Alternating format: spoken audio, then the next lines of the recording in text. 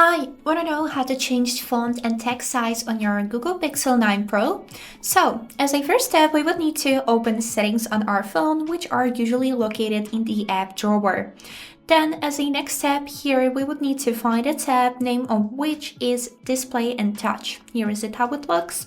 So, click on it and here scroll down until you will find this tab which is named Display Size and Text. Click on it and here is it. On this tab, we will be able to change the font size and also display size. So as you can see here, we got two icons, which is plus and minus. Plus is making everything bigger, minus smaller. So let's test it. I'll click on the plus and you can notice how immediately the text on the screen has become bigger.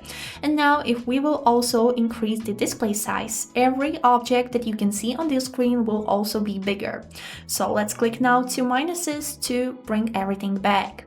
Here we also got these two settings, which is named bold text, which is making all the text on your screen bold and better visible, and also high contrast text. So if we will enable this feature, you can see that all of the text got a little contour around it so you can see it better. And this is it how it works. I hope this video was helpful and thank you for watching.